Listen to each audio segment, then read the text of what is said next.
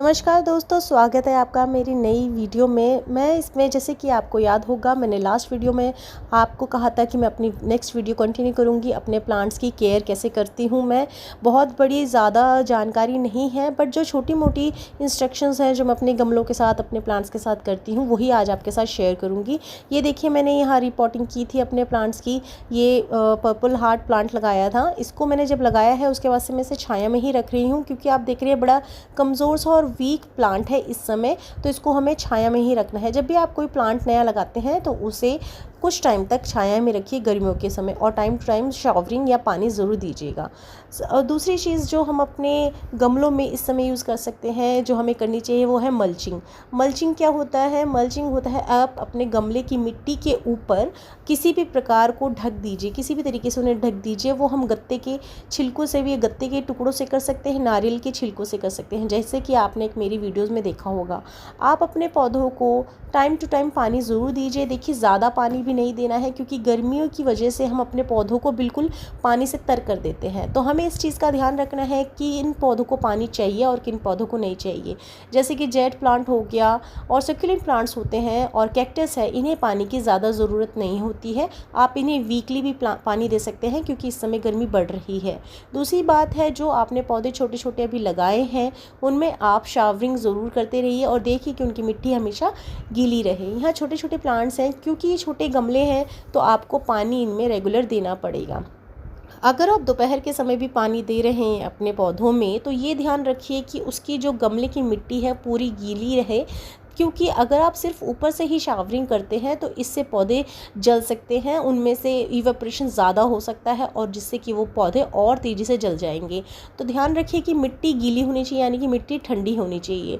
यहाँ मैं अपने पौधों को देख ही रहे हैं कि पानी से पूरी तरीके से नहला रही हूँ। जितना भी पानी आप दे सकते हैं अभी दीजिए, और ज़्यादा एक दिन के गैप पर ही दीजिए। अगर आपको लगता है कि गर्मी बहुत बढ़ गई है तो पानी ज़रूर देते रहिए, उनकी मिट्टी चेक कीजिए। और दूसरी चीज़ मैं आपको बताऊँ कि जब आपके पौधों में पानी नहीं होता है ना, उनके पत्ते आपको एकदम डल, एकदम मुरझाए लगेंगे। तो चाहे सुबह हो या शाम, उनके पत्तों में उसी टाइम, उस गमले में उसी टाइम पानी डालिए, चाहे वो दोपहर ही क्यों ना हो, पर भरपूर पानी डालिए। दूसरी बात ये देखिए, यहाँ मैंने ग्रीन नेट लगाया है, इसलिए मैं दोपहर के समय भी पानी दे रही हूँ। आपने ऐसा नहीं करना है।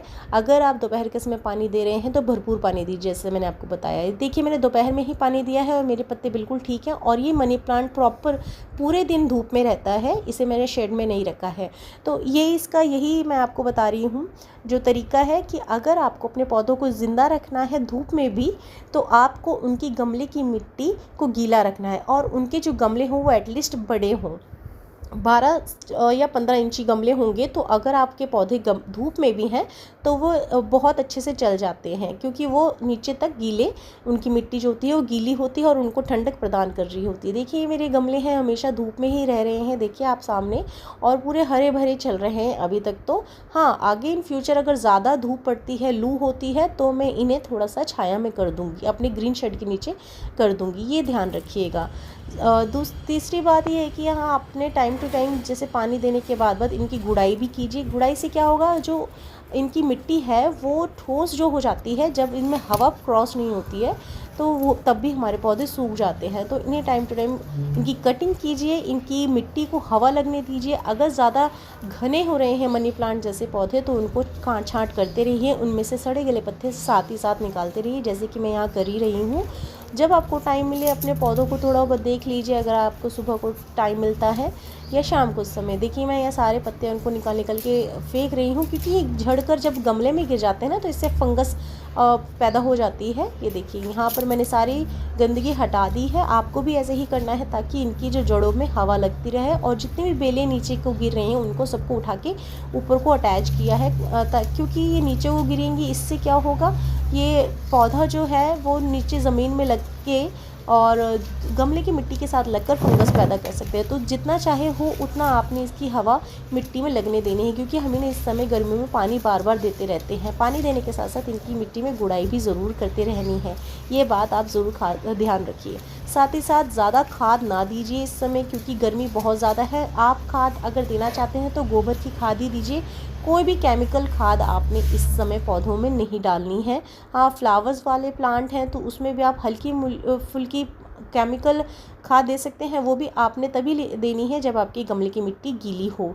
इसके अलावा आपने उसमें इस समय भर भर कर खाद देने की कोई भी ज़रूरत नहीं है। आप अपने घरेलू जो भी आप खाद होती है घर में, किचन का वेस्ट होता है, वो आप इनमें डाल सकते हैं। जैसे कि अंडे के छिलके हो गए, चाय पत्ती हो गया, चावल का पानी, दाल का पानी, साग सब्जी जो भी हम वॉश करते हैं उन सबको आप इन पौधों में डाल सकते हैं, जो कि बहुत ही बेस्ट फर्टिलाइज़र का काम करता है।